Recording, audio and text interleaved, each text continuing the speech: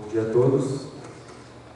A Universidade do Vale do Itajaí, por meio do Programa de Pós-Graduação Stricto Sensu em Ciência Jurídica, juntamente da Associação Internacional de Constitucionalismo, Transnacionalidade e Sustentabilidade e o Instituto Brasileiro de Altos Estudos de Direito Público, tem a honra de dar continuidade ao 9º Congresso Internacional de Direito e Sustentabilidade.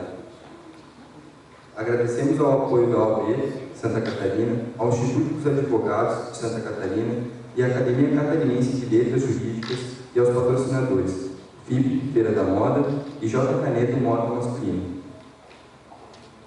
Convidamos para compor as atividades da mesa de trabalhos para coordenarem as atividades.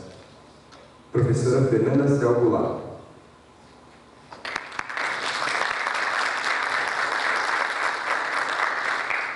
Professora é doutora em Ciência Jurídica pela Universidade do Vale do Itajaí, mestre em Ciência Jurídica pela Universidade, professora da pós-graduação Lato Sensu, professora do curso de Direito da Univale e conselheira estadual da OAB Santa Catarina. Convidamos também a professora Carla Piffer.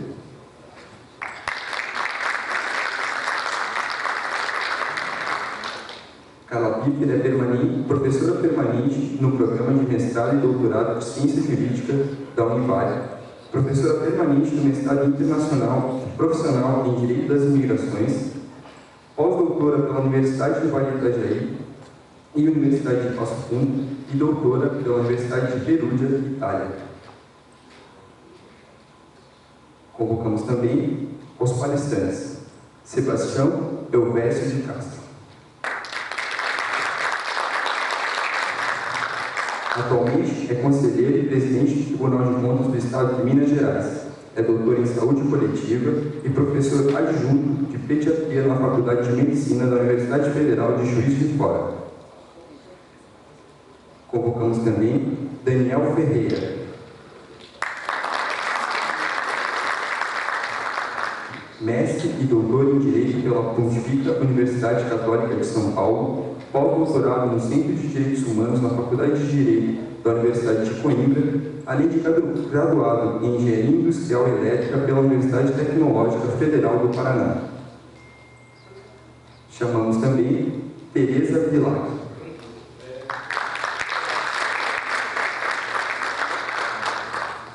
Doutora em Ciência Ambiental, graduada em Direito e Filosofia, advogada da União, Consultoria Jurídica da União em São Paulo e coordenadora da Câmara Nacional de Sustentabilidade da Consultoria Geral da União.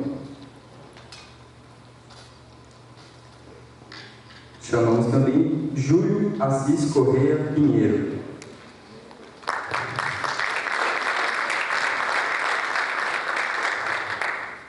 Conselheiro do Tribunal de Contas do Estado do Amazonas, é graduado em Direito pela Fundação Universidade do Amazonas. Por fim, chamamos Maria Cândida Moraes.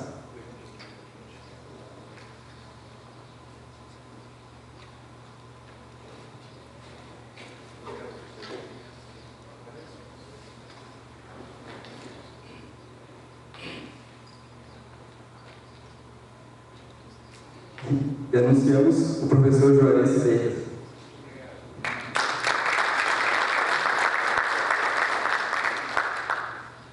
Passo a palavra para a Fernanda Cel.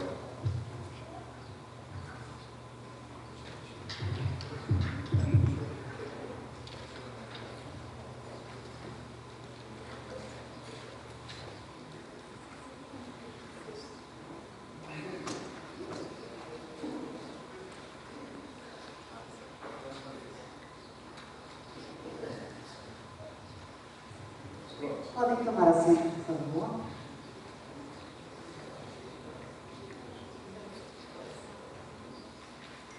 Bom dia a todos.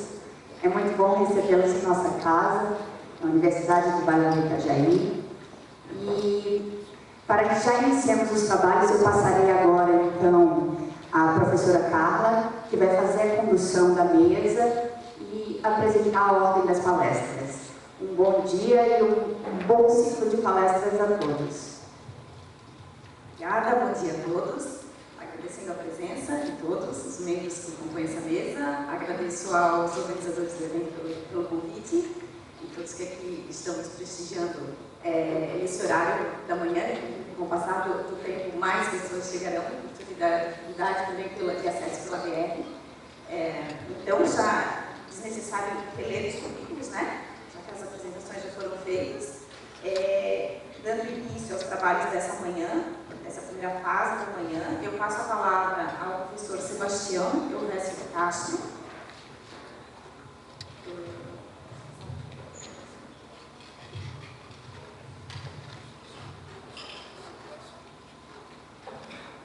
Muito bom dia a todas e a todos. É um prazer enorme poder estar aqui em Balneário Camboriú, esse nosso 9º Congresso de Direito e Sustentabilidade. Não poderia, em primeiríssimo lugar, agradecer o gentil convite do professor Juarez Freitas, esse ícone de todos nós preocupados com as questões ambientais, não apenas no Brasil, mas mundo afora, e também a Universidade do Vale do Itajaí, pela oportunidade desse encontro. Muito rapidamente, eu queria me apresentar. Eu sou conselheiro do Tribunal de Contas do Estado de Minas Gerais e, na minha experiência profissional, eu tive 2 momentos muito interessantes. Comecei a minha vida como médico. Depois, a época da Constituinte, que nós acabamos de celebrar seu 30º aniversário em Minas Gerais, eu fui eleito deputado. E ali vi da necessidade de entender o direito. Então, fiz meu curso de direito, já adulto, para melhorar a minha performance como constituinte. Mais um pouquinho à frente, eu tive a oportunidade, num evento como esse, de conhecer aquela que eu digo que é a minha musa intelectual, a professora Sulamita Taim, que é doutora em Economia na Universidade Federal do Rio de Janeiro, e numa palestra que ela apresentava os indicadores de políticas públicas, eu me encantei pelo tema, fui fazer o doutorado nessa área e desde 2002 meu foco de atenção é políticas públicas.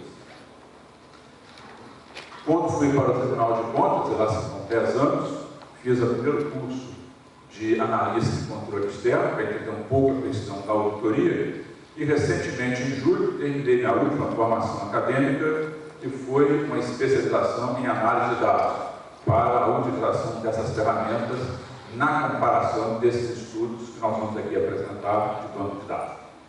Então, esse é o viés que eu vou enfocar nessa nossa apresentação. Seguinte, Manuel. Quando o professor Juarez me chamou para fazer essa participação no nosso 9º Congresso, professor Juarez, eu me senti um pouquinho como o 8º marido da Elizabeth I. Eu imagino o Larry Goldstein, quando estava na noite de núpcias, para ser o 8º marido da Elizabeth, ele devia estar pensando, para aquele rancho do Michael Jackson, revelando, o que ele poderia fazer para surpreender a Elizabeth. E eu fiquei com a mesma dúvida. O que eu poderia trazer aqui para Camboriú para poder surpreender o nosso mestre, o professor Juarez Freitas? E resolvi trazer uma peça bastante nova de controle, que é o FOCUS, sobre o qual eu vou me debruçar em 5 minutos. Para isso, eu os convoco a essa reflexão, que é o ponto de partida da nossa apresentação. No século XXI, nós estamos diante desse dilema. Ou ficamos na lenda de Procusto, muito fundamentada naquela ideia de ser uma métrica, né? Para quem não lembra da história de Procusto, ele era um monstro que vivia na floresta, ele tinha uma cama exatamente do seu tamanho. Ele captava as pessoas e levava para essa cama. E todo mundo que não tinha exatamente o seu tamanho, ele mutilava. Se era maior, ele cortava. Se era menor, ele esticava até chegar ao leito do Procusto. Essa ideia do direito positivo, ela nos atormenta muito, se nós ficarmos presos exclusivamente à questão da conformidade. E uma visão mais moderna, uma visão de Schumpeter, eu cito aqui a revista que eu publiquei esse assunto em 2014, ela nos mostra a necessidade da destruição criativa. É um conceito fundamental para a sustentabilidade, que é você romper paradigmas. superados para poder, sim, desfrutar de uma inovação que seja favorável à sociedade.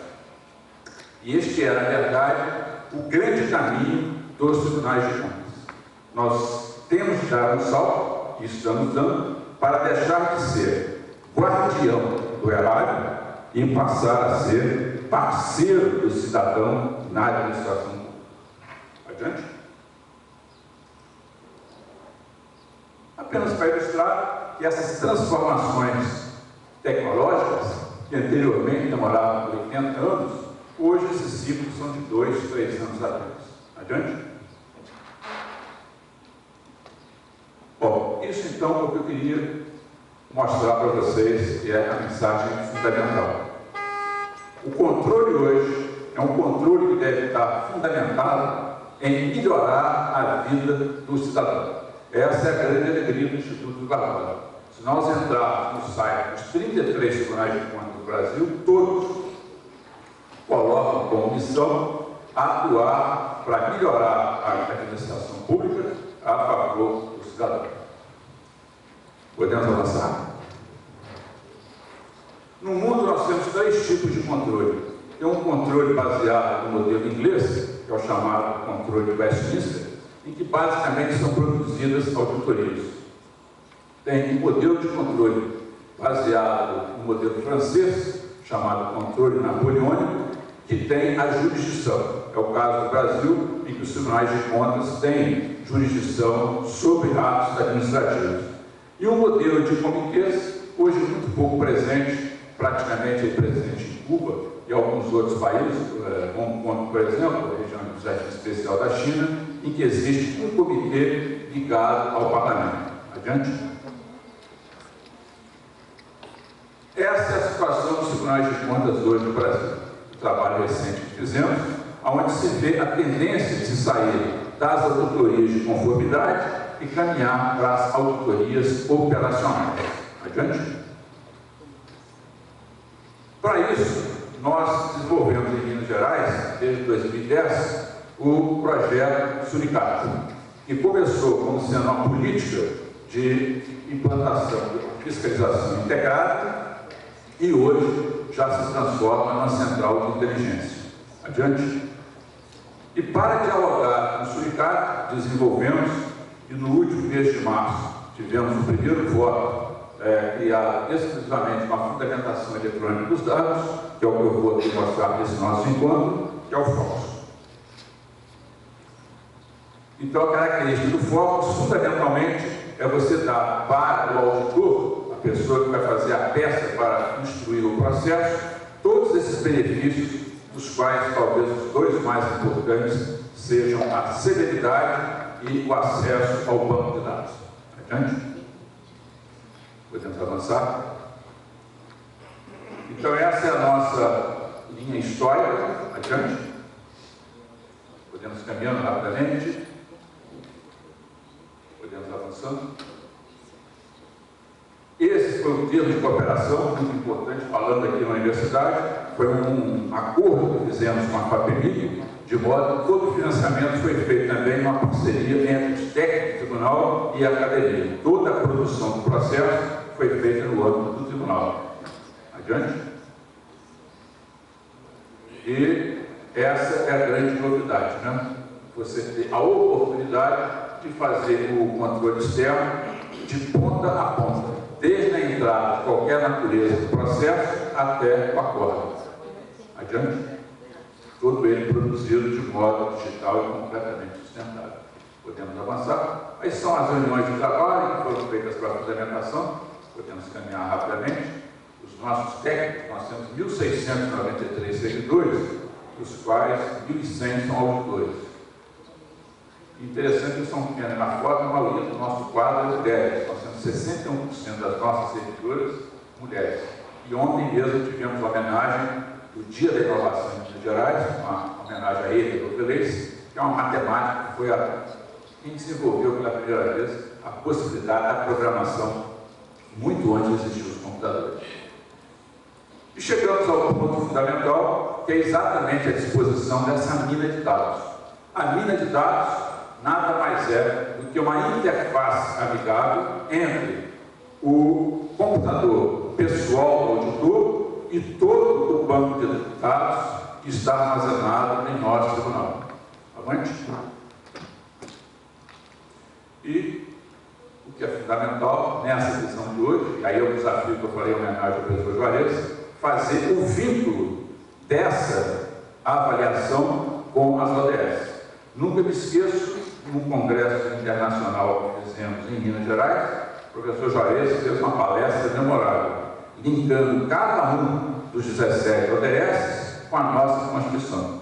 E aqui, professor Juarez, inspirado no seu exemplo, eu estou linkando cada atuação do controle com cada uma das metas estabelecidas na ODS. Como o controle pode monitorar, dentro do ambiente de governança multinível, essas execuções do âmbito dos municípios e dos estados, já que a União tem lá o seu modelo próprio.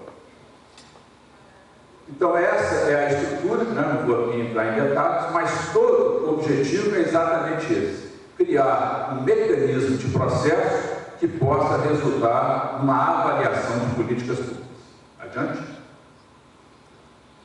O foco, conforme ficou bem claro ali, não é mais o erário. O foco hoje é o cidadão. Ou seja, não interessa mais, lógico que a gente avalia isso, mas a gente faz isso com máquinas muito simples. Se está gastando 12%, 15% na saúde, se está gastando 25% na educação, esse momento já está superado. O que nós estamos agora preocupados é verificar se esse gasto está impactando a qualidade da vida das pessoas dentro dos 17 ODS. Adiante.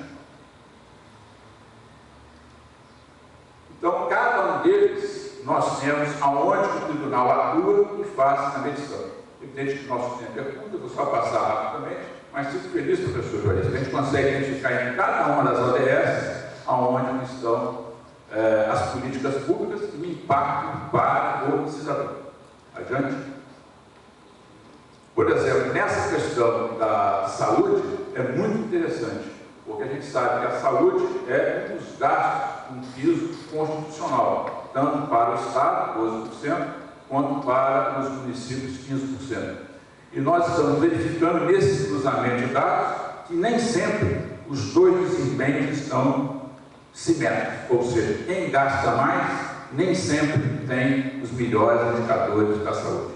Então, aí estão todos os detalhes como nós observamos essa percepção da política pública. Avante. E o grande detalhe é que nós estamos num momento pedagógico. Nada disso aí se aplica a sanção ao gestor. Ao contrário, nós o chamamos, verificamos qual é a sua dificuldade e, a partir desse levantamento, a nossa escola entra em ação para capacitar o gestor municipal. Como Minas é muito grande, o estado brasileiro tem o maior número de municípios, 853, começamos com 100 que tinham um IDH mais baixo.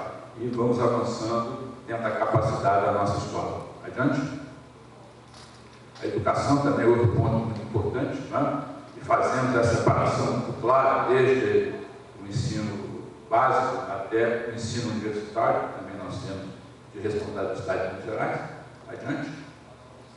Então, cada uma delas com o seu ODS é identificado. Podemos andar, não atrapalhar o tempo dos outros colegas? Podemos caminhando. Então, professor Juarez, eu fiquei satisfeito que nós conseguimos encontrar a ação do controle em todos esses ODS.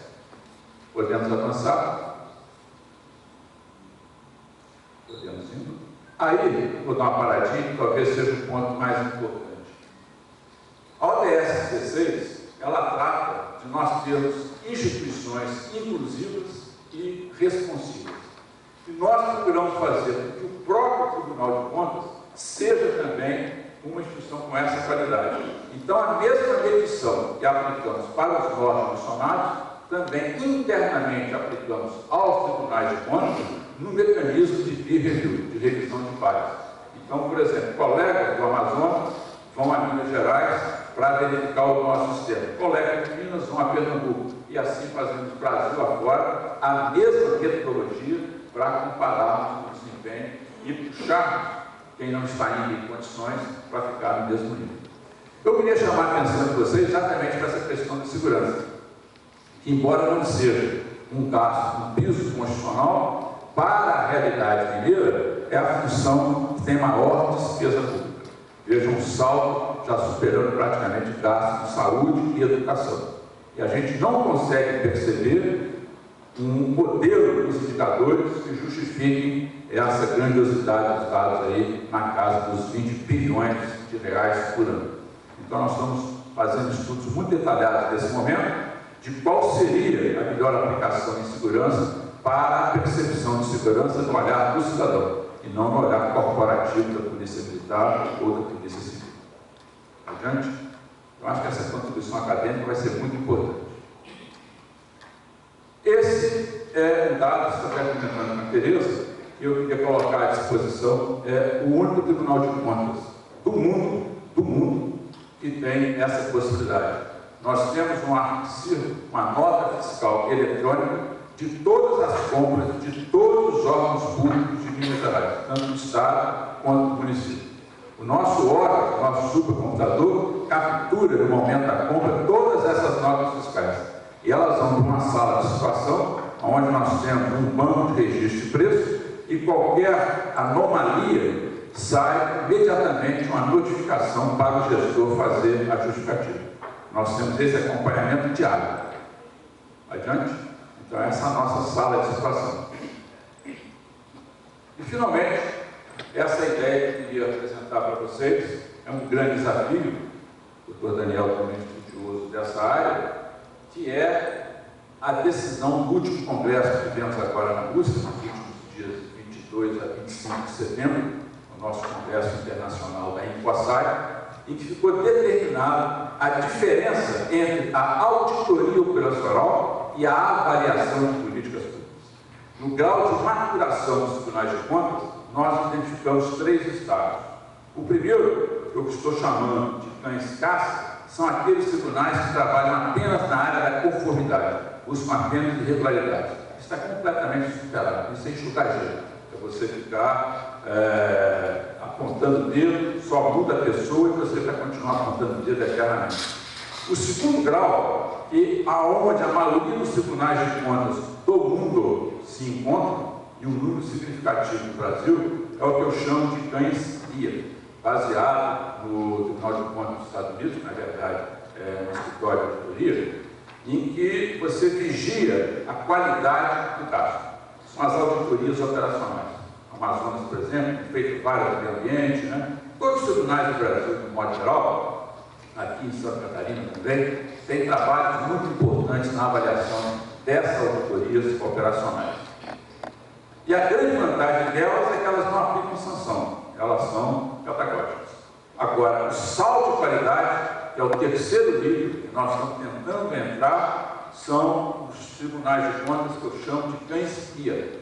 É aquele que dá a mão para a administração, né? E, junto com a administração, procura a melhor política pública para o cidadão.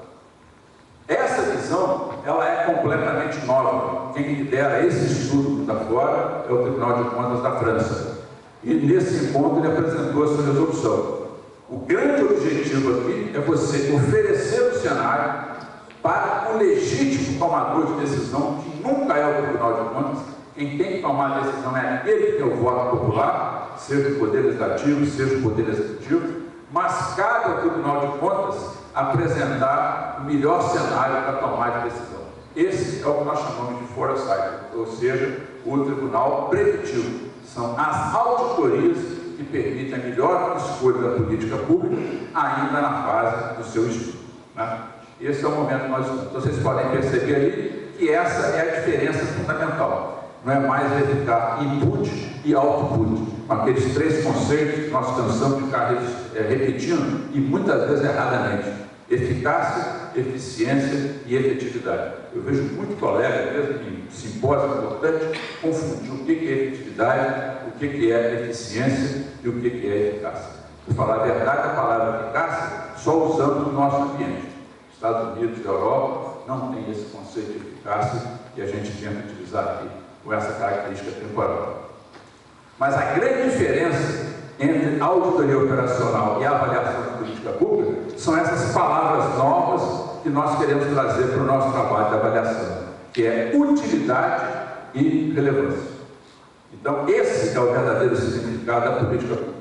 É aquilo que é útil para o cidadão e aquilo que é relevante para melhorar a sua qualidade de vida. Né? Então, essa é a visão moderna, resumindo nesse diapositivo, do que discutimos bastante no Congresso de Moscou. Adiante?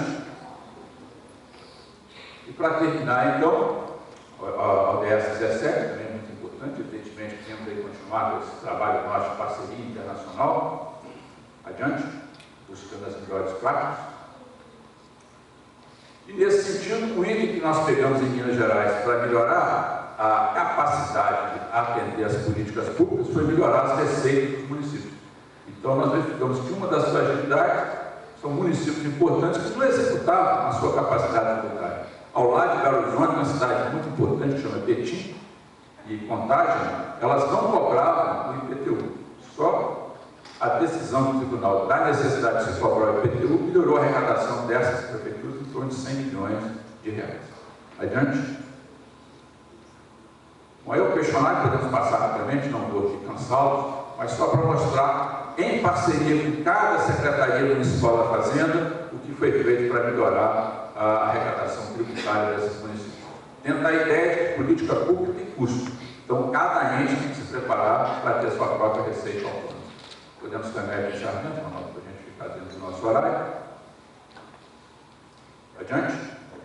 Então, essa é a mensagem que eu queria deixar.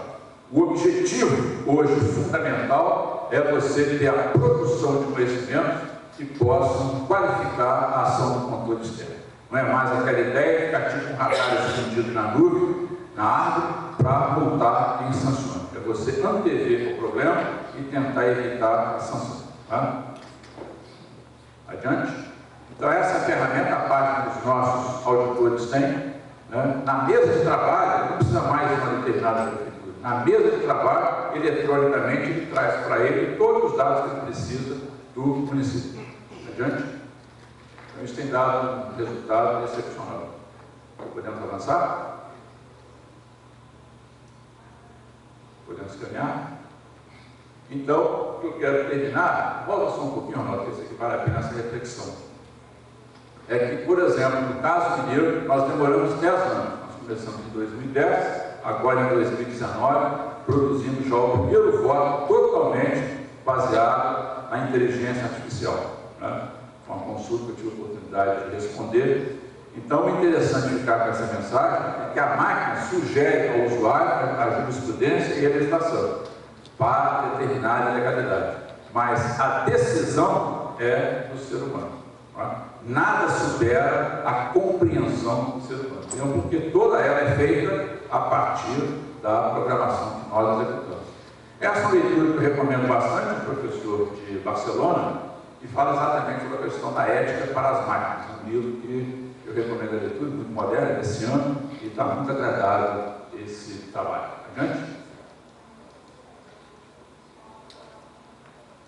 Concluindo, podemos avançar. Pode voltar um pouquinho, mano? Esse trabalho da inteligência artificial nos deu a oportunidade de receber 3 prêmios muito importantes. O primeiro foi o Inovar, do Conselho Nacional de Justiça, em 2016, com uma boa prática. Depois, que me deu pessoalmente a maior alegria, porque todo esse roteiro que nós começamos em 2010 e 2011 foi baseado no Tribunal de Contas Europeu. Só que eles não têm lá o que nós temos aqui, que é o acesso à nota fiscal eletrônica. Então, em setembro de 2017, eu tive o prazer de ser convidado a fazer essa apresentação para os 500 auditores do Tribunal de Contas Europeu, em Luxemburgo, apresentando essa ferramenta da busca pela nota fiscal eletrônica. Então, foi um exemplo de parceria internacional que nos ajudou muito. Eu sou muito grato à professora Madalena Cordeiro, diretora de Tecnologia de Informação do Tribunal de Contas Europeu, por essa agilidade que nos deu na implantação do nosso. E, recentemente, no ano passado, também entre os países do BRIC, concorrendo com 60 e poucos trabalhos, nós tiramos o primeiro lugar. Exatamente porque os chineses estavam querendo verificar qual seria a maneira mais sustentável de acompanhar as compras públicas. E essa ferramenta nossa, desse concurso internacional do novo Banco de Desenvolvimento da China, também ficamos lá no primeiro lugar. Adiante? Terminando, fico com essa mensagem, que apesar de toda a questão do suporte da inteligência artificial para o desenvolvimento sustentável, jamais será prescindido do ser humano, né? O doutor Daniel nos alertava numa conversa antes do início do evento, de duas realidades. Primeiro, nós não temos ainda para o cidadão esse acesso à internet do jeito que a gente gostaria. Temos um longo caminho a percorrer. No caso das instituições nós mencionadas, não. Todas elas estão interligadas ao nosso sistema. Mas para o cidadão, uma parcela importante que pode nos ajudar ainda não tem essa definição. E a segunda, a humildade de quem reza para o auditor. O auditor, por natureza, é muito arrogante. Ele quer muitas vezes o seu conhecimento e trasladar aquilo para o gestor. Quem tem a legitimidade, a soberania, é quem detém o voto popular. A democracia, os tribunais de contas podem ajudar tremendamente a tomar a decisão. Mas quem tem que tomar a decisão é o eleito. Nós apenas temos o trabalho de fazer a orientação, apresentar as perspectivas do cenário para a melhor tomada de decisão. Então, aí lembrando, o Da Vinci, né? Duas pessoas podem estar com o mesmo material e o resultado ser completamente diferente, porque depende dessa coisa espetacular que nós temos, que é o sentimento da humanidade. Adiante? Deixo aqui o meu e-mail e um convite, quem quiser conhecer, observar de perto como trabalha o projeto Suricato em Minas Gerais, será um grande prazer recebê-los e ao professor Juarez, a Univar, o meu agradecimento pela oportunidade dessa apresentação.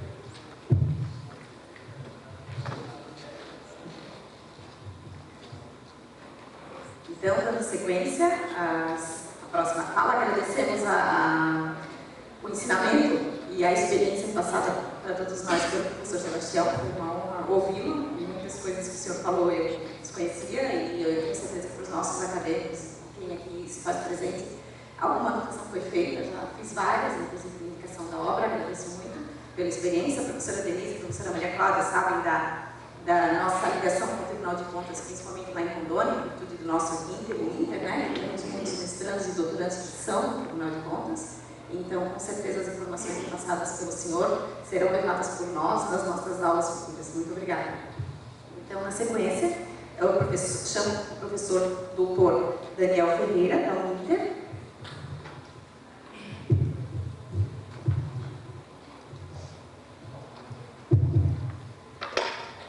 Bom dia a todos. Eu gostaria de agradecer muitíssimo o convite para os jovens feitos à Univale, para que eu GD, seja uma satisfação, uma honra estar aqui. Dizer que venho, não vou dizer de forma pura, mas de forma corajosa, acabando de tentar curar uma conjuntivite adquirida em Campo Grande, uma infecção de garganta, sem voz, e o professor Juarez Freitas delicadamente disse: olha, se não puder vir, o professor inteiro. Eu não entenderia se eu não viesse. Então, muito obrigado pela oportunidade. Agradeço muitíssimo estar aqui nesse momento e dizer que para mim é uma satisfação, uma honra, não vir apresentar nada, não discutir nada, até porque o tempo não me permite, mas fazer alguns desabafos sustentáveis, digamos assim. O Sr. Sebastião entendeu exatamente o meu ponto de partida, que será o meu ponto de chegada. Eu não tenho a menor dúvida que as inovações tecnológicas chegaram. Estão chegando 2 anos, 1 ano, 6 meses. Eu sou de uma época que se discutia em quanto tempo um processador de computador se atualizava. Nós trabalhamos com a indústria brasileira de computadores e sabíamos que o ciclo era de 2 anos, 1 ano, 6 meses, 3 meses. Não adianta discutir algo ao contrário, não adianta pretender o contrário. A tecnologia veio e vai ficar. Agora, qual é o problema de tecnologia, qual é o problema de automação? O que isso tem a ver com desenvolvimento? O que isso tem a ver com a pessoa humana, com o Estado, com o mercado e com a sociedade como um todo? Tudo. Absolutamente tudo. A única diferença é que a tecnologia não veio para todos. Ela continua não vindo para todos. Vou dar um exemplo muito triste, mas que explica a realidade brasileira. Eu tenho uma colaboradora na minha casa, foi referida uma pessoa em Campo Grande, eu refiro aqui. Ela se chama Maristela. Ela é formada em administração e atua na minha casa como empregada doméstica. E o grande avanço da vida dela é que depois de 10 anos, ela está terminando o curso técnico de enfermagem. Olha que interessante. Formação superior, empregada doméstica e agora buscando uma colocação de técnica de enfermagem, para enfermeira. Esse é o Brasil do século XXI. Portanto, quando nós falamos aqui, achei muito interessante a sua exposição, professor, vou levá-la com todo o carinho, o fundo do coração. Tenho uma orientanda que investiga hoje, autor de contas, todos os tribunais de contas. Vou levar a sua exposição, peço que me encaminhe, para já ser inserido na dissertação do mestrado, que devo defender até março. A minha grande preocupação com tecnologia tem a ver com inteligência artificial. A minha grande preocupação com tecnologia tem a ver com Big Data. A minha grande preocupação com tecnologia tem a ver com diminuição de empregos, postos de trabalho. Não para quem, não me entendo mal, não para quem teve uma vida boa, uma vida plena, teve capacidade, condições, conseguiu estudar, consegue se desenvolver e consegue se integrar na sociedade global tecnológica de riscos. Estou me referindo ao Maristela, minha funcionária, que comprou uma cama box e gastou R$8.000, que comprou um sofá e gastou 7.036 parcelas. Nós estamos num momento diferente, diria eu. Nós estamos num momento muito difícil, porque nós queremos tudo bom para todos. Essa é a expectativa desse evento. Aliás, a sua exposição de novo, mira o cidadão, não mira mais o erário. Perfeito. O Estado está para servir. Eu fui servidor público durante 10 anos. Eu aprendi que servidor é quem está para servir. E quem está para servir está para servir o titular do poder. Não as estruturas de poder, não o governante de plantão, mas o poder titularizado pelo povo, que deve ser exercido pelo povo direto ou indiretamente. O nosso problema é que nós não temos oportunidades para todos.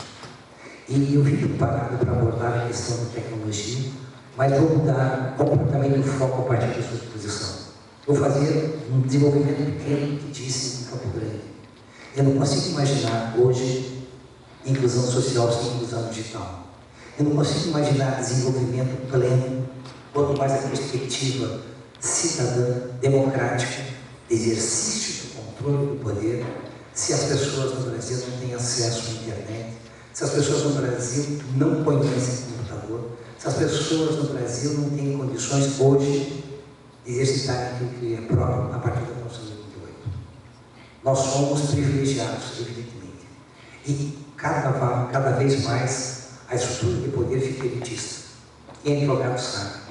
Nós temos processo eletrônico, mas até hoje o CNJ não conseguiu uniformizar os processos no Brasil.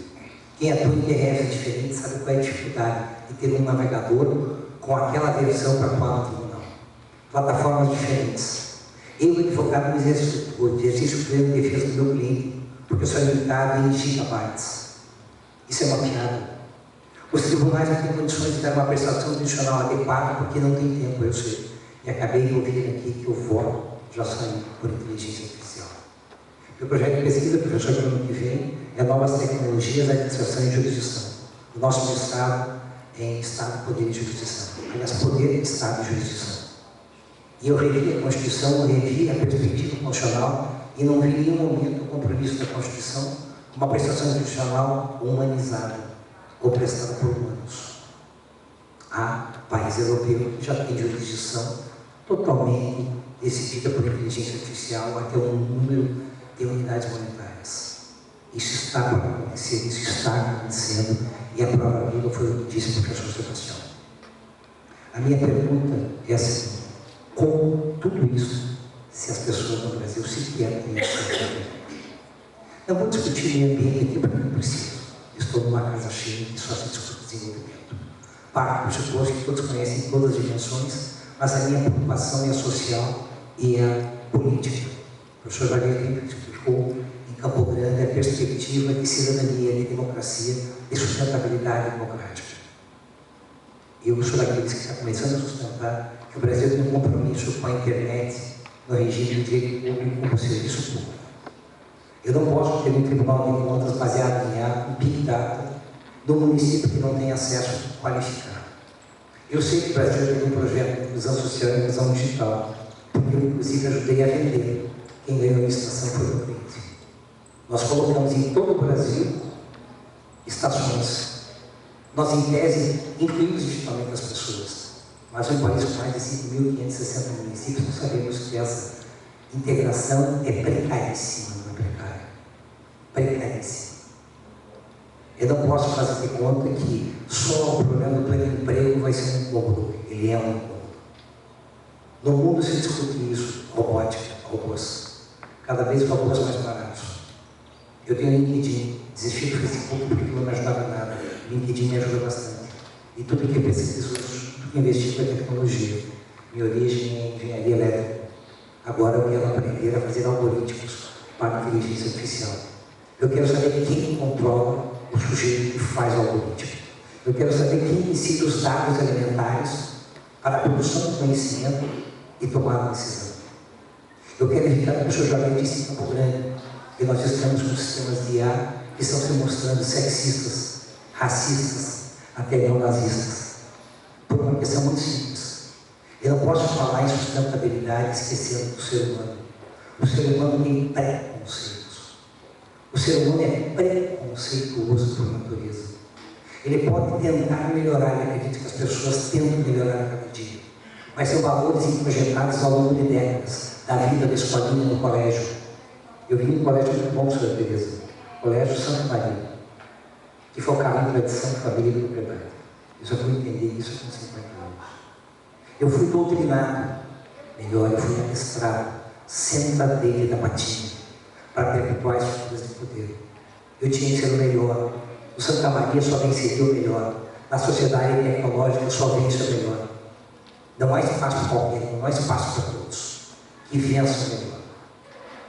O problema é que o compromisso do Brasil, da nossa República e da nossa Constituição, é com a minimização das desigualdades, com a garantia do pleno emprego, com a proteção contra a ocupação. Eu confesso que não estou vendo nada disso ser exercitado, ser discutido, ser pretendido e se deve tutelado pelo Judiciário. Nem as mulheres com a garantia de proteção ao trabalho. Porque até hoje, depois de 88, por mandado de injunção, não tem nenhuma provocação dessa proteção. É como se não precisasse, precisam. Mas a Maristela precisa mais. Eu preciso que ela se incomode com o governador. Eu preciso que ela se incomode com o governador. Eu preciso que ela se incomode em votar para o presidente. As pessoas têm problemas, as estruturas não necessariamente são ruins. O problema é que não tem cor, não tem partido, não tem ideologia. E vem impregnada com cor, partido, ideologia, de quem escolhe os dados, de quem pondera, de quem indica a supremacia de informação.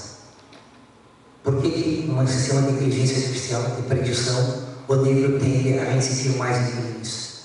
Porque ele não estudou, porque ele nasceu marginal, ele nasceu à margem da sociedade.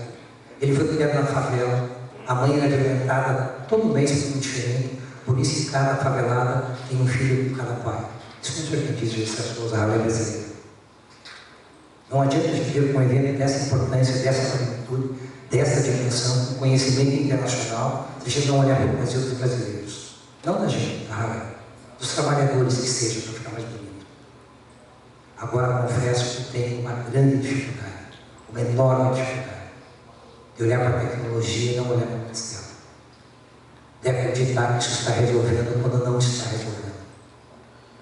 Abusar, o marido anterior tomava o dinheiro dela, comecei a depositar em conta separada para ele não saber. Está no segundo banheiro, continua abusado, e o Brasil continua igual. Parabéns, tecnologia, parabéns, avanços. Mas a professora Teresa também disse uma coisa importante. Eu preciso mudar a cultura. Eu tenho que falar em sustentabilidade cultural. E essa é a primeira partida. De que todos são iguais, todos têm igual dignidade. Tem que focar na dimensão social, oportunidade para todos, de pleno emprego. Ninguém é um ser social qualificado, pleno, satisfeito, se não viver como resultado do fruto do próprio trabalho. Nos Estados Unidos, para evitar essa automação, prejuízo aos empregos, se está cogitando intelectualmente, mega milionários, e se garantir no plano global pagamento das pessoas sem trabalho. Paga para todo mundo ter uma vida boa. A dignidade se constrói com exato, nem com dinheiro de quem quer que seja. Eu quero trabalhar para prover os meus. Espero sinceramente que a sustentabilidade, as dimensões da sustentabilidade comecem a ser revisitadas. Não que no Medellín ande bem, anda muito mal. Muito mal. Mas eu sou daqueles que ainda pensa, quem sabe, torpemente, e que eu ainda prefiro a sobrevivência que está aqui hoje do que aquele que está por vir, eu não entendo mal. E minha filha é fruto de reprodução humana assistida. Eu sei a importância da tecnologia. Eu tenho 8 embriões congelados, eu e minha esposa. Mas eu quero saber onde minha filha vai viver, com quem ela vai trabalhar, o que ela vai fazer. E eu sei do que ela vai viver, se quer alimentar. Mas eu quero que ela tenha valores. Eu quero que ela faça escolhas. Eu quero que ela faça responsável. Que ela seja responsável. Eu quero que ela se importe. Eu quero que ela tente construir uma sociedade livre, justa e solidária. Obrigado.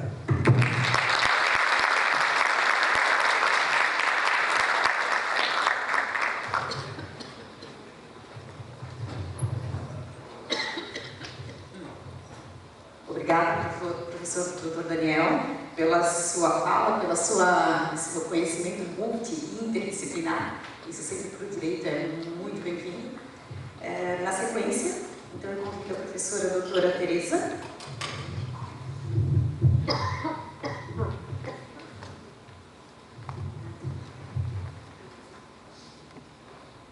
Eu tenho uma apresentação.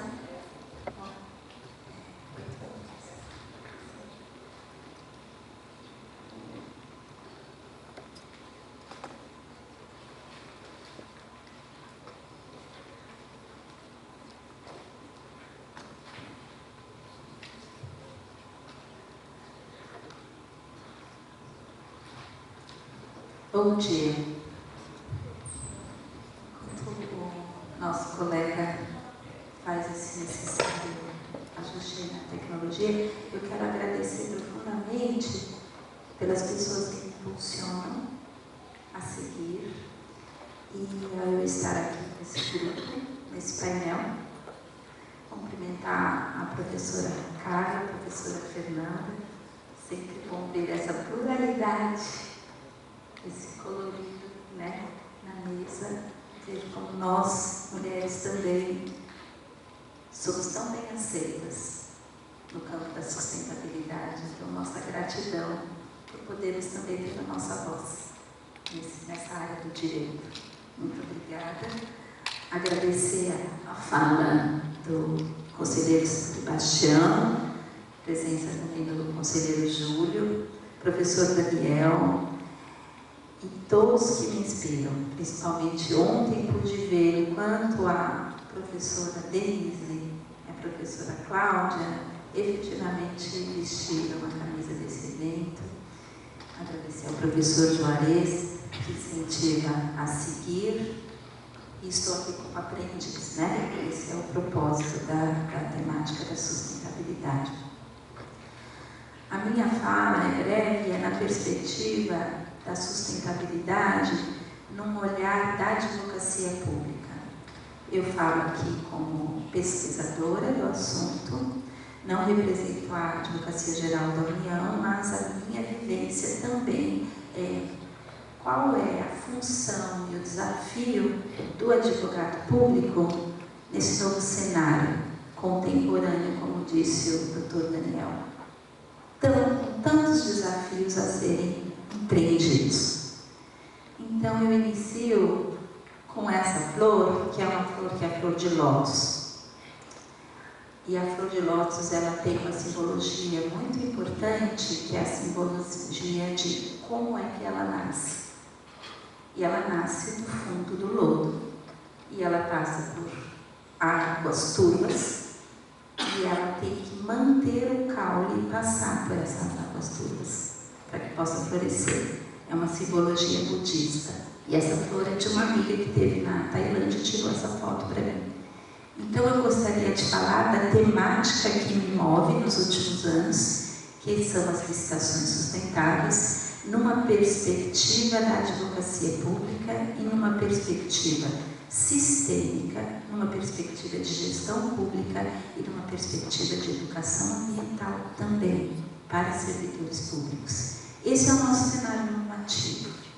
Nós temos uma previsão constitucional de que o Estado deve preservar o meio ambiente E a licitação é uma ação estatal.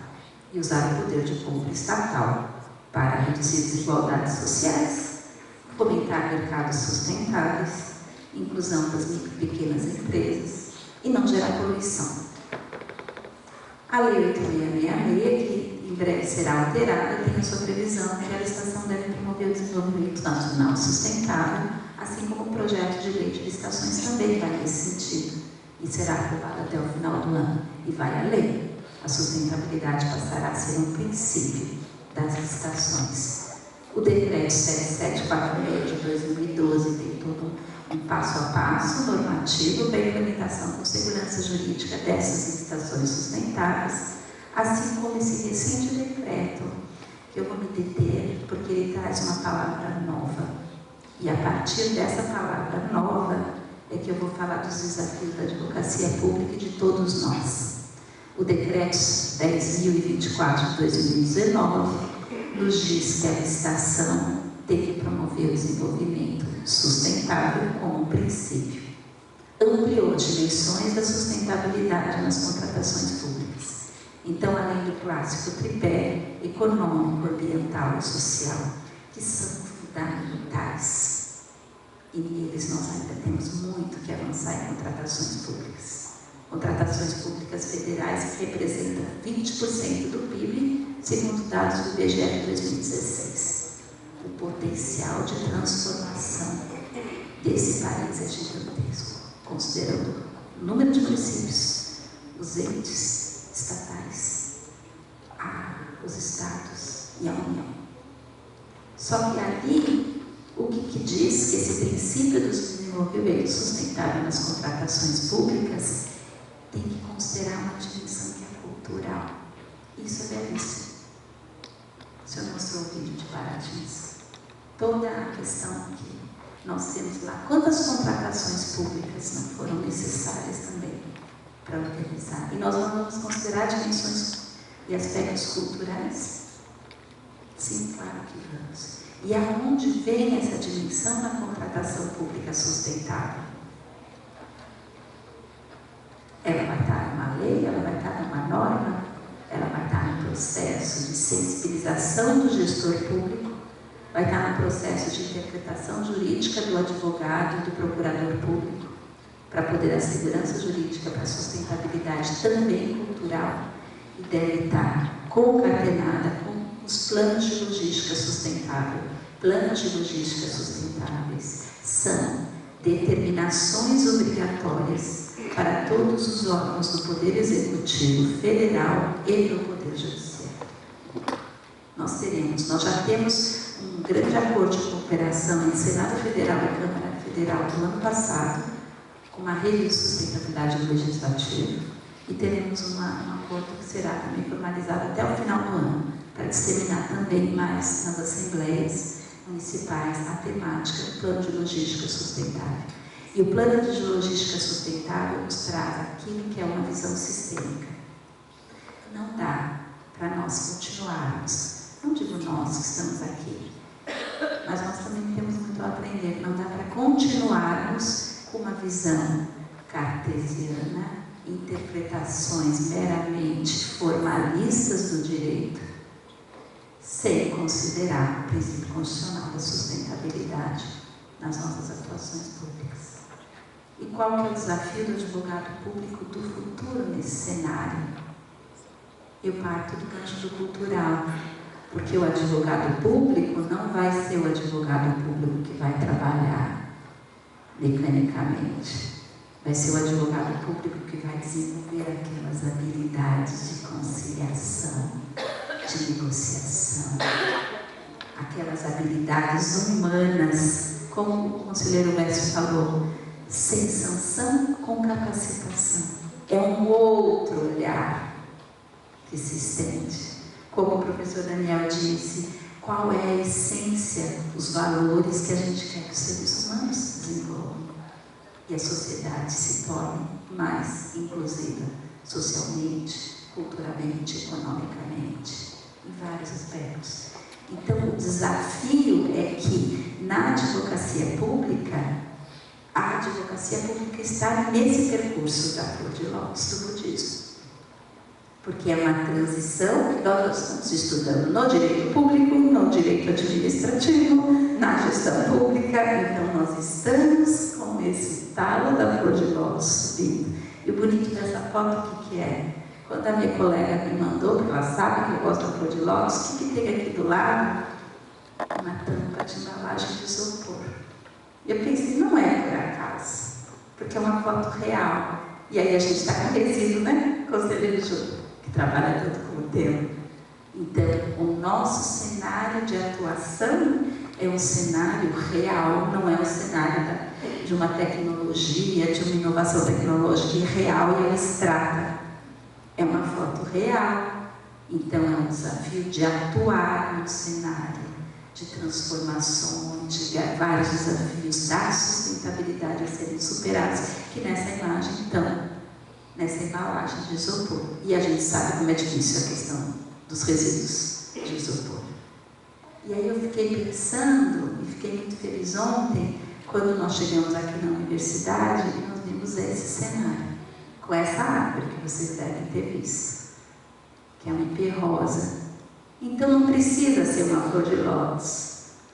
Pode ser as ninféias de Monet, pode ser a ipê rosa. Essa transformação que é cultural, que é de mentalidade, que é humana, para uma sociedade mais colaborativa e agentes públicos e privados com uma perspectiva de atuação colaborativa, ela já está acontecendo. Eu vi aqui ontem, quando eu vi a imagem da flor, da planta aí na universidade. Então, o que eu queria dizer aos senhores nesse momento é: estejamos atentos para os não saberes. Não nos apeguemos demasiadamente àquilo que nós já sabemos. O não saber é um campo imenso, gigantesco de atuação colaborativa, jurídica, de gestão. Eu agradeço demais por ter a possibilidade de passar essas pequenas mensagens dos senhores. Muito obrigada.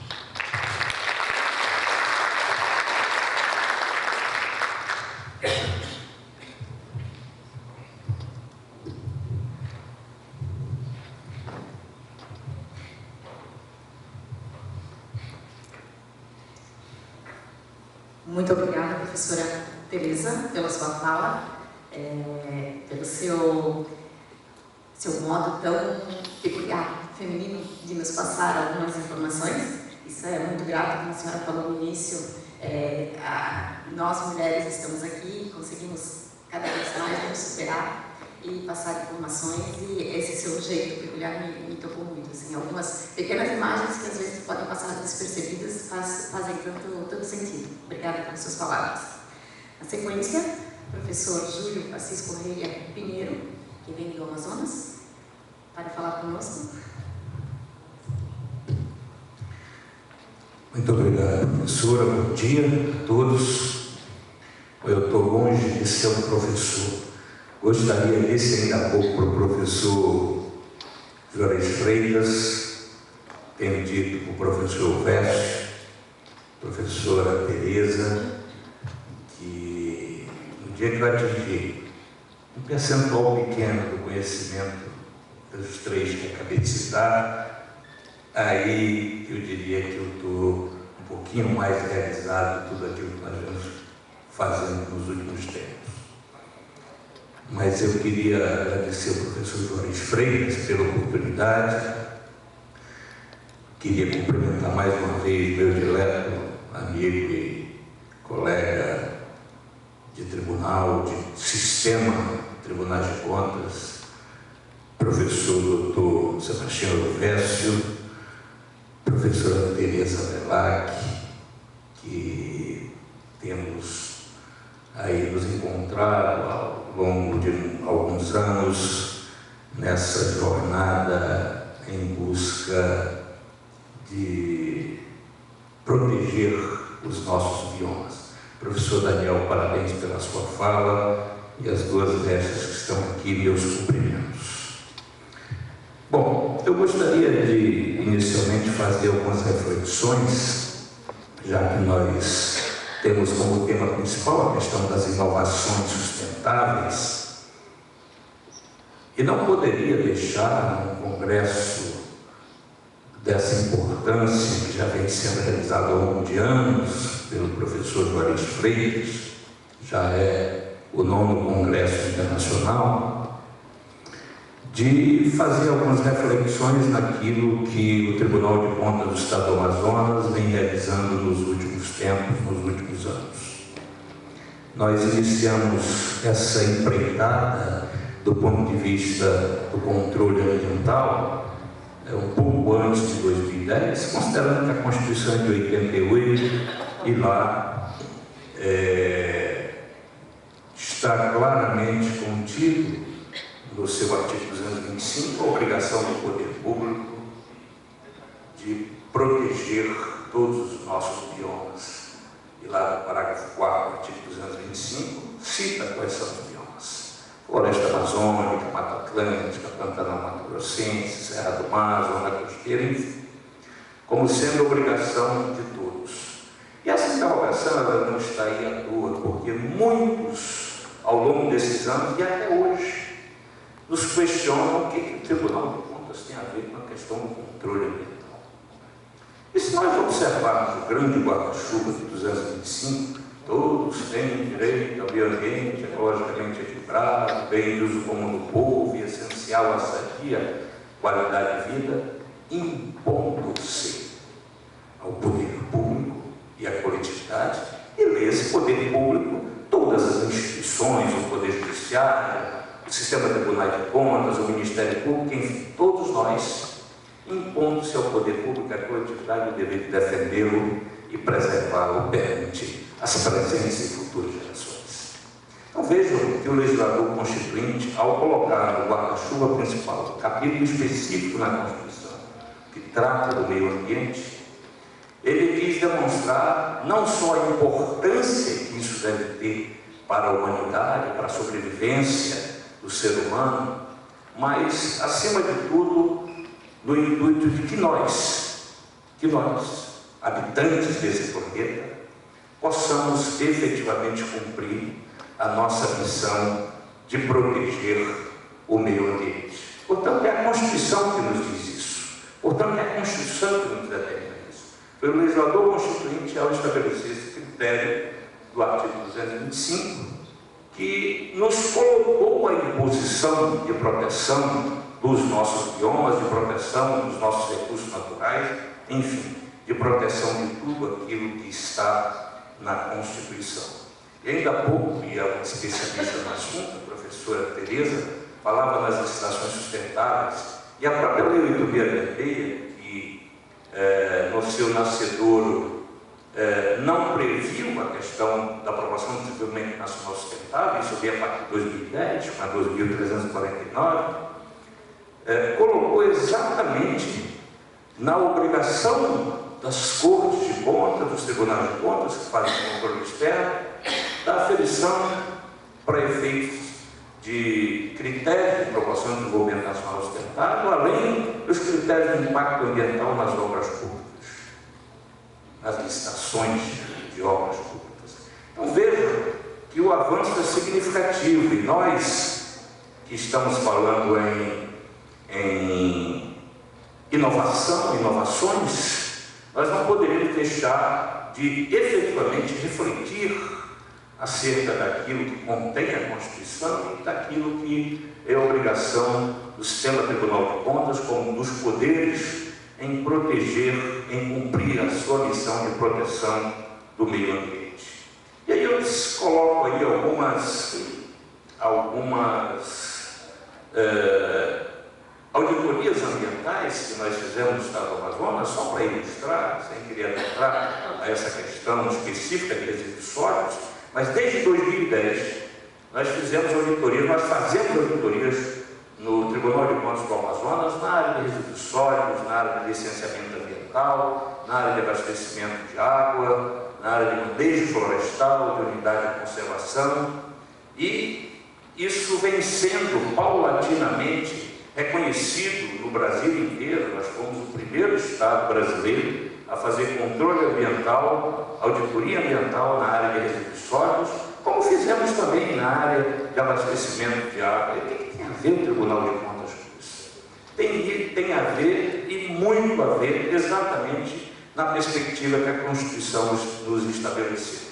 Então, a accountability, a fiscalização, ela não é só orçamentária, fiscal, financeira, mas ela é também operacional e patrimonial. E esse patrimônio é aquilo que está estabelecido na Carta Magna, os biomas brasileiros, que nós temos a obrigação, enquanto instituições de controle, em proteger esses biomas. Então, algumas auditorias nós fizemos, como nessa área de resíduos sólidos, abastecimento de água.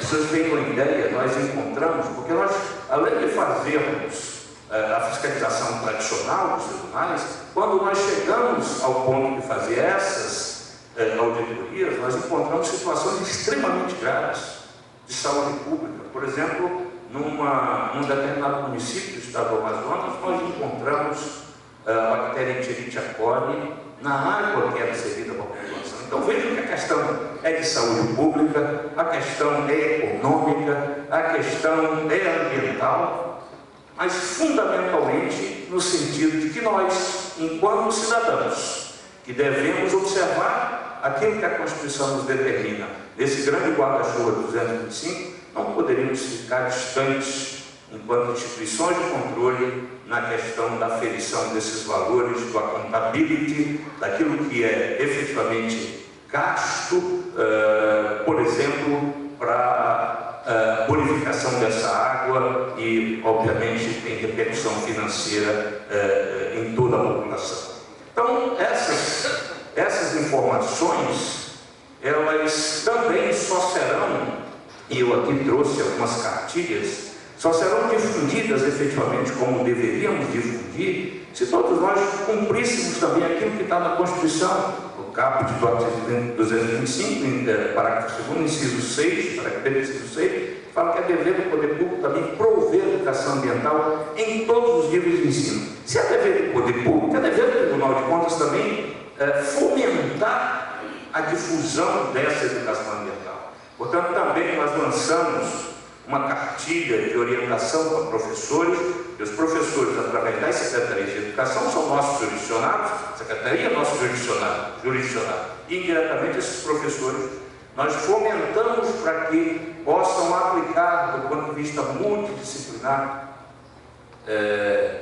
aulas de educação ambiental nas escolas públicas. Um grande projeto que nós estamos aí, juntamente com a Secretaria de Educação, nessa perspectiva de que nós não temos só o caráter punitivo, mas sim o caráter preventivo da orientação, como disse o professor Versa, a professora Tereza, o professor Daniel também, para fazer com que a nossa instituição seja proativa, preventiva e, fundamentalmente, possa caminhar muito próximo da população. Então, nós reunimos alunos, por exemplo, com essa foto que os senhores estão observando aí, em diversas escolas da capital e do interior do estado, difundindo a educação ambiental, exatamente cumprindo a nossa obrigação de orientação, porque deve ser desde da tenra idade, porque a Lei 9795/99, que veio regulamentando aquilo que diz a Constituição, que é dever do poder público prover educação ambiental, ela diz que ela deve ter em todos os níveis de ensino, inclusive no nível superior. E nós estamos aqui numa escola, numa universidade de nível superior, que também é a obrigação nós difundirmos a educação ambiental, porque está previsto na Constituição. Então o Tribunal vem realizando essas ações ao longo de vários anos, de mais de 10 anos, e para nossa satisfação hoje, reconhecidos também que somos, nós um pouquinho antes do Estado de Minas Gerais também ganhamos o Prêmio Inovar em 2015, exatamente com uma prática de ouvidoria ambiental, que também é vinculada à educação ambiental, como nós estamos aí colocando, como colocamos aqui nas fotos anteriores. E recentemente, nós fizemos o ano passado nós fizemos um seminário de gestão ambiental e controle de contas públicas, que eu tenho aqui alguns livros que vou sortear para os senhores, já entreguei um para a universidade, já entreguei um para o professor Versa, para a professora Tereza, e e que nós vamos sortear alguns aqui, que ainda temos um pouquinho aí, exatamente pelo incentivo que temos feito à academia, porque hoje nós temos no nosso Tribunal de Contas um convênio com as duas universidades, a federal e a estadual, onde 20 professores, mestres e doutores, nos ajudam produzindo conhecimento, nos ajudam nas nossas auditorias ambientais, dando qualidade a essas auditorias. Há 2 anos, nós estamos com a participação de 20 mestres e doutores. 70% são doutores. Os outros 30 são mestres que nos ajudam nessa empreitada. Então, esse livro que eu vou discutir ainda há pouco é resultado do seminário que fizemos o ano passado.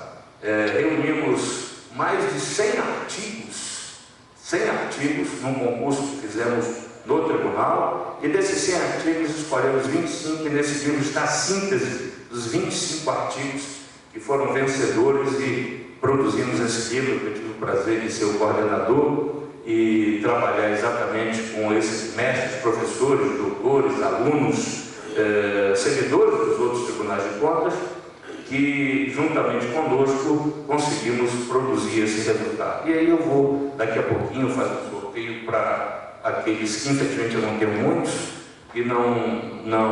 que estão participando desse evento. E as cartilhas de educação ambiental também foi uma iniciativa do Tribunal de Contas, ainda na minha gestão em 2010, exatamente cumprindo aquilo que a Constituição da República Federativa do Brasil nos determina, no sentido de prover a educação em todos os níveis de ensino, inclusive no ensino superior.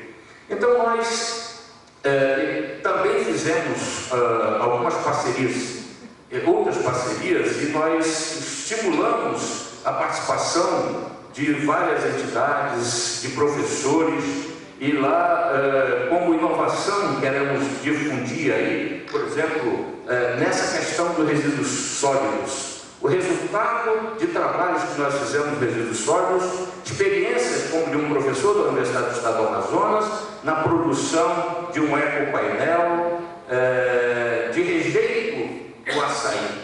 Ou seja, transformando isso em uma placa de madeira, como existem os LDFs, para aproveitar esse resíduo e conscientizar, demonstrar de que nós podemos partir do aproveitamento do lixo, que é um resultado econômico extraordinário para todos nós, porque nós jogamos bilhões e bilhões no lixo. O professor Sabaté Calderoni, da Universidade de São Paulo, ele tem um livro que falava bilhões jogados ao lixo. Então nós precisamos criar essa conscientização. Isso é uma inovação. São as inovações sustentáveis que nós defendemos. Nós temos aí, como disse o professor Elvésio, as ODS. Então, as ODS que foi estabelecida em Paris em 2015, e todos nós temos a obrigação de fazer com que esses objetivos de desenvolvimento sustentável possam ser efetivamente cumpridos até 2030. O que é efetivamente muito difícil se não tiver uma expressiva participação dos tribunais de contas do Brasil, considerando o aspecto preventivo que nós adotamos nessa questão da defesa dos nossos biomas, da defesa do meio ambiente. E aí nós, no Amazonas também, em parceria com a Universidade Federal do Amazonas, desenvolvemos um atlas de objetivos de desenvolvimento sustentável do Amazonas. Ou seja, trazendo todos os 17 objetivos estudados pela Universidade Federal do Amazonas, diagnosticando tudo aquilo que se passa no estado do Amazonas com o auxílio do resultado das nossas auditorias, das auditorias do Tribunal de Contas do Estado do Amazonas, quer seja na questão de educação, quer seja na questão do abastecimento de água, como é uma das ODS, enfim, todas elas, e hoje já estamos com indicadores, os primeiros indicadores da ODS número 1, da ODS número 2, e assim sucessivamente haveremos de cumprir todas elas até o final. Então esse Atlas de Desenvolvimento Sustentável do Amazonas é uma ferramenta prática, efetivamente prática, daquilo que todos nós temos obrigação, até porque o Brasil foi signatário do Acordo de Paris, todos nós temos temos a obrigação de cumprir, incluindo aí desde o poder público como um todo, qualquer instituição, Poder Judiciário, Ministério Público, Tribunal de Contas, universidades, enfim, cidadãos, porque a dever do poder público é da coletividade, ajudar-nos para que nós possamos, até 2030, atingir esses objetivos de desenvolvimento como meta, que é, nós não poderíamos ficar de fora enquanto instituições de controle na apreciação efetivamente no cumprimento daquilo que está estabelecido nos 17 objetivos. E para isso, nós criamos esse atlas. Na verdade, foi criado por professores doutores da universidade, estudantes da universidade, com a participação do Tribunal de Contas, como veio nessa foto aí. Nós fomos ao lançamento, nós participamos diretamente e nós estamos levando informações à universidade para que possam ser compilados e, juntamente com todos os dados levantados em campo, podermos aferir qual é o nível de pobreza, por exemplo, que existe nas regiões, no nosso hinterland, nas mais diversos rincões do estado do Amazonas, que é um estado de dimensões continentais, que possui 1.580.000 km², veja bem, cabem vários países no estado do Amazonas. Se eu fosse considerar a Espanha, Portugal, a França, a Grécia, ainda cabem mais uns 2 ou 3 menores dentro da extensão territorial que o estado do Amazonas possui. E outra ferramenta que também, já que nós estamos trabalhando essa questão de inovações sustentáveis, que este ano, através da Universidade do Estado do Amazonas, por uma iniciativa nossa, nós resolvemos solicitar para que a Universidade do Estado do Amazonas pudesse desenvolver um aplicativo que nós resolvemos chamar Sou Eco.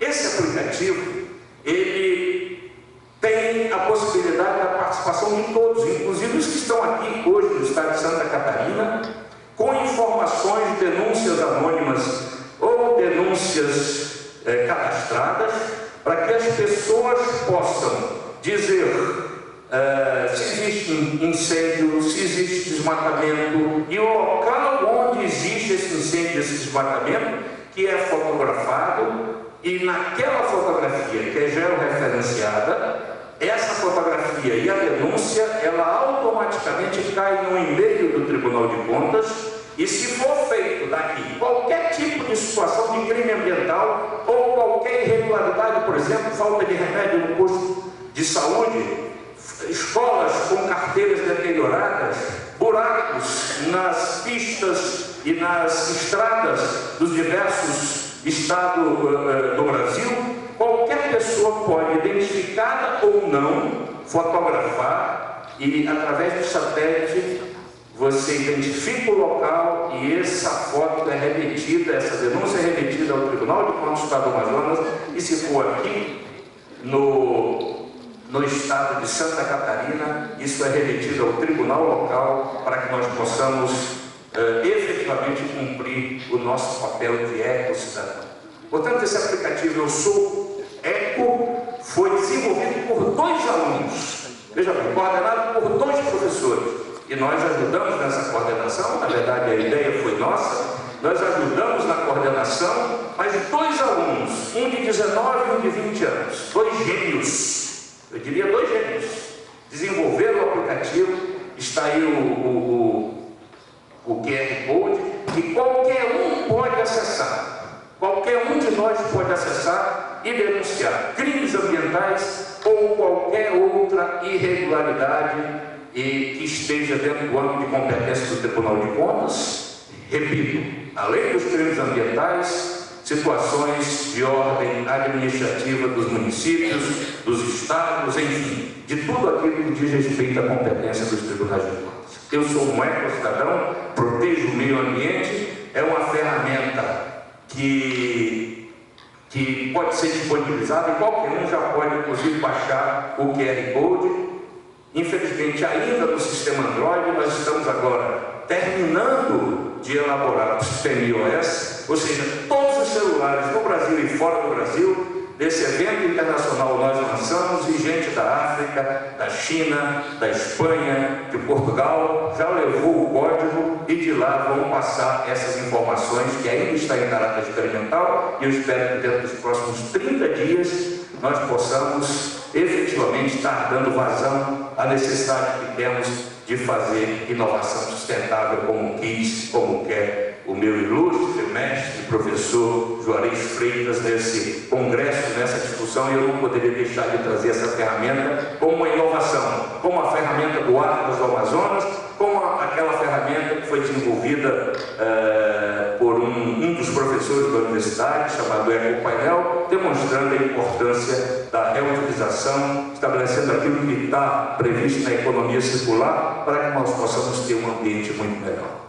Então, dito isso, eu quero agradecer imensamente aos senhores da mesa e aproveitar, difundam o Eco. Eu sou um Eco, é uma ferramenta que vai pegar no Brasil.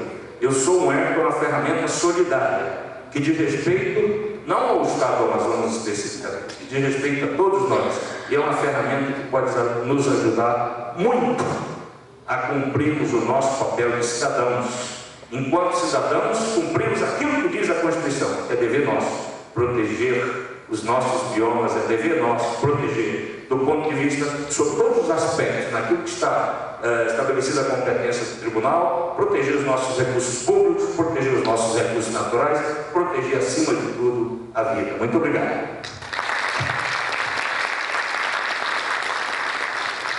Eu só queria saber como é que nós vamos fazer o sorteio dos livros. Professor Juarez, já entendeu o seu? Não? Então está aqui. Guardado.